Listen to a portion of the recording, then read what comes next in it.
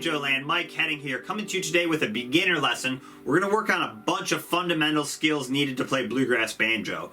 And this lesson specifically is going to focus on getting our right and left hand to coordinate and work together.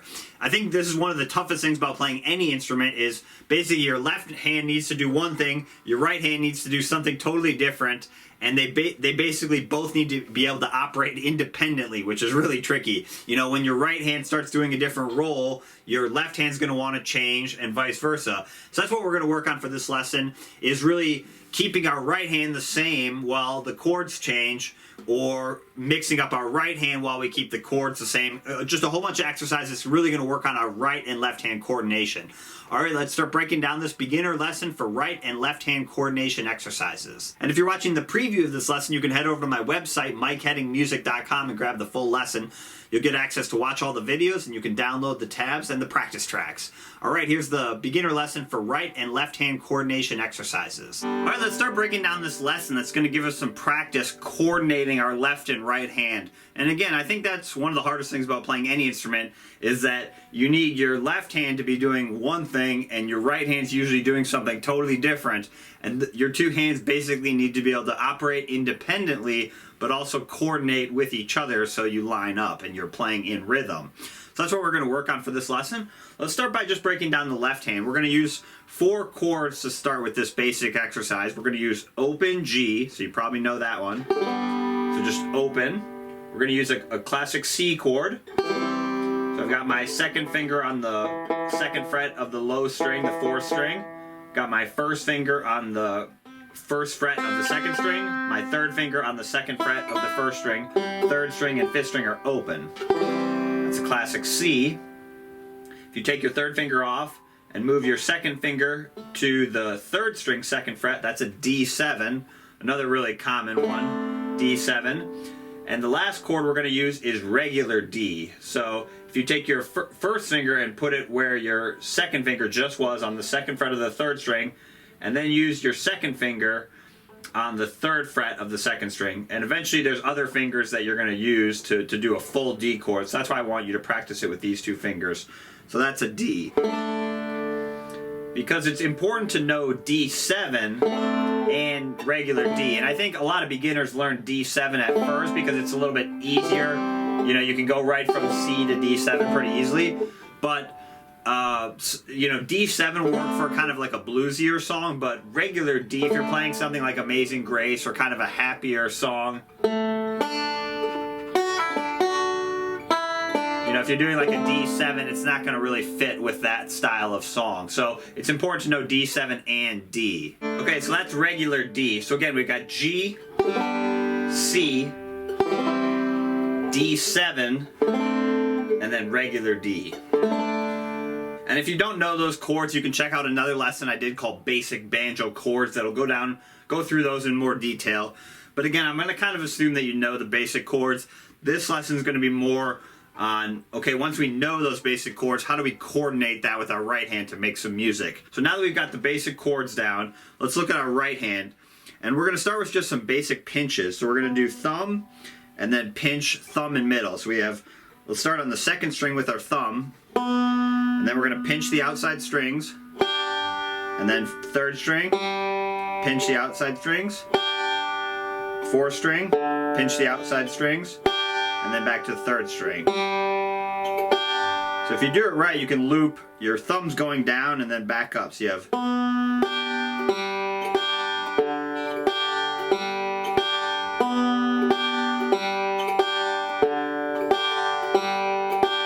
just 1, 2, 3, 4. Their pinches are usually quarter notes. So 1, 2, 3, 4. 1, 2, 3, 4. And the particular order I'm doing them in doesn't matter as much. You could practice moving them around.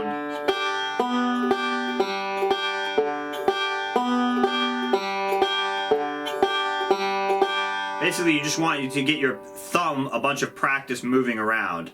Let's quick pop on the metronome really quick and try that at 70 beats a minute.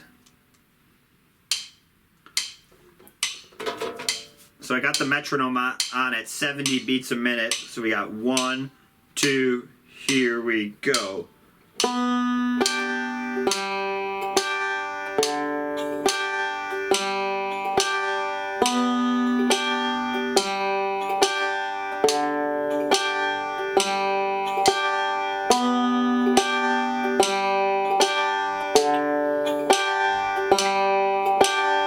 if I'm doing it right, you shouldn't hear the click because I'm playing on each click. 1, 2, 3, 4, 1, 2, 3, 4. Let's crank it up just a little bit and try it again. So I cranked it up to 85 beats a minute. Here we go. 1, 2, ready, go.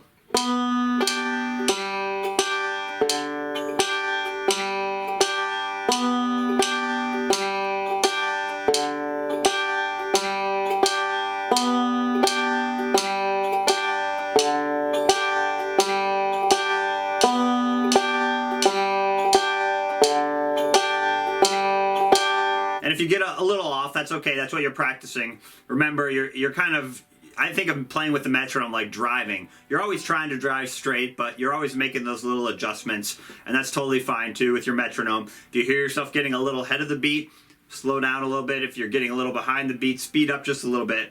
And what you're practicing is trying to link back up with the metronome. That's more important than, you know, playing or trying to be perfect with it. Is more kind of getting back on the beats what's really important. So let's go through those same chords now, and let's do that same pinch exercise now, adding our left hand back. We'll first do it without the metronome, and then we'll do it with the metronome. Here we go. So we'll do it with G.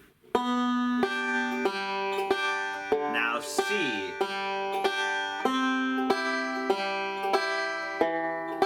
Back to G. D7,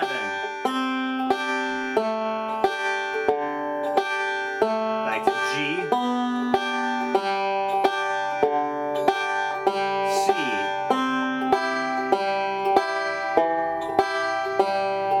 G,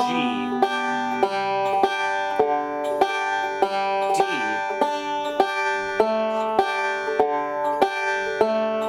G.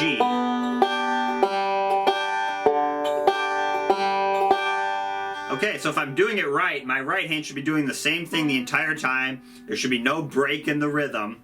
And what I'm working on is, again, is getting my left hand to change those chords without my right hand getting thrown off. Okay, let's crank on the metronome again. We'll go back to 70 beats a minute. All right, here we go. Let's go through that exercise. 1, 2, ready, go.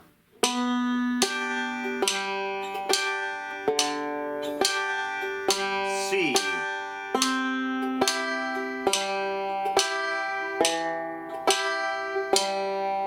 G,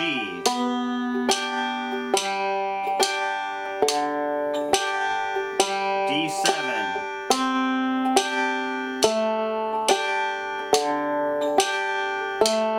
G,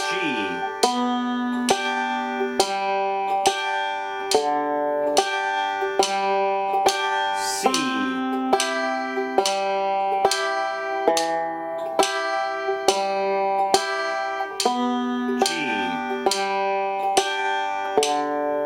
here comes D,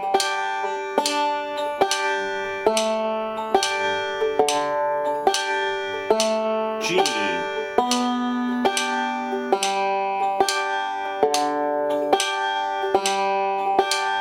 so a couple things there. You can see with the C chord, I get these two down first, and then I put that note down last. Because again, I think if you try and put down all your fingers at once, that's a little trickier. I kind of think of them, I try and get one finger down and then I add the other ones around it. That's how I think of it. Same with the D7. So I get this finger down first, and then I move them down. Again, the goal is to keep your right hand moving. What you don't want to do is this.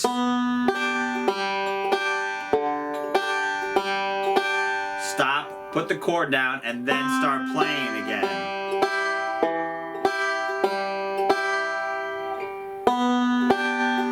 So we don't want to do that. We need there to be no break in the rhythm. And that's tricky. That's what we're working on.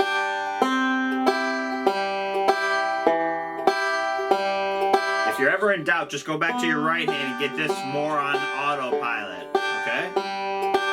Let's crank it up a little bit more and do it one more time with the metronome. Let's go up to 90 beats a minute. Or actually, let's go up a little bit faster. Let's go up to 95. We'll crank it up a little bit.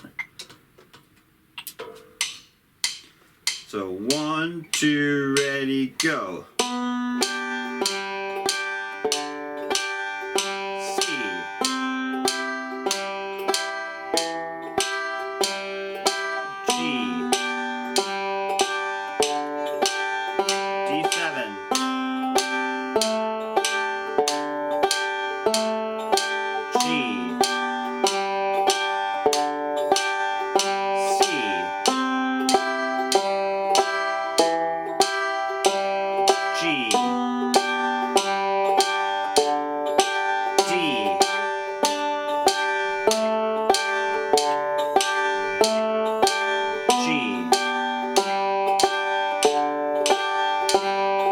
So you can see that's really good practice of keeping the rhythm, keeping your right hand moving, and changing chords. Okay, a couple little tiny other details. Don't get too worried about hitting the fifth string on those D pinches. You might have heard sometimes, if you're a beginner, don't hit the fifth string over the D chord. I think it's one of those things where, yeah, you don't want to, hit the fifth string super loud. But if you hit it occasionally while you're pinching, it's going to be fine. So don't worry about that too much. The second thing is you're just working on your accuracy with your thumb to moving around like that, okay? Now let's look at applying that to some roll. All right, now that we've done this exercise a few times with the basic pinch, so 1, 2, 3, 4, let's look at adding a roll that's going to use eighth notes. So 1 and 2 and 3 and 4 and. A really common one is the alternating thumb roll. Thumb, index, thumb, middle. So T-I-T-M. Very common Scruggs style roll. So we're going to hit the open third string, open second string, and then fifth string, first string. So 3, 2, 5, 1. And then for the second half, we're going to do 4, 3, 5, 1. Same right hand combination. Thumb, index, thumb, middle. So we have a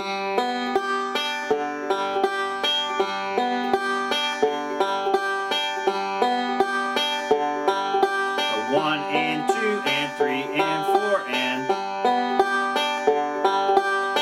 Okay, let's go through that same exact exercise now using that roll, and we'll do the same chords. So we have G, C,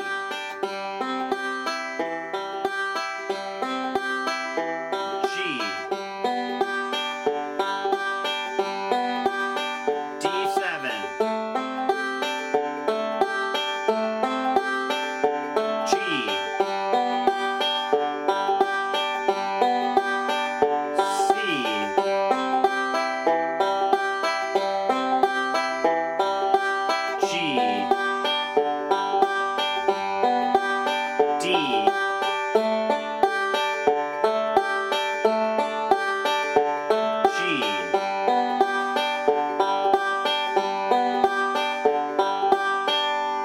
Okay, so a little trickier, right? You got more going on with your right hand, but really good practice. Let's add the metronome back one more time and try it again. We'll keep it at 95, a little faster. So we got 1, 2, here we go.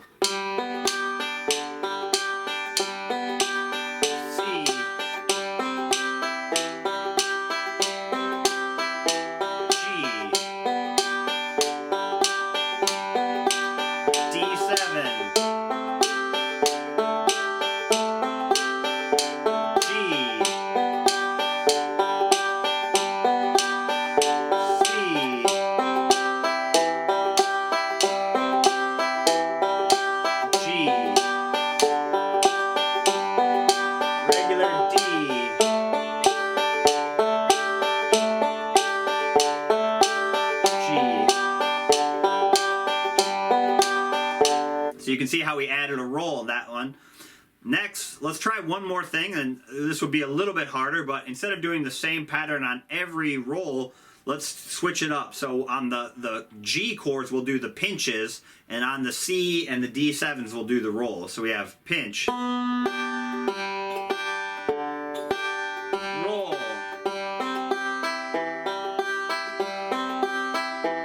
pinch, roll,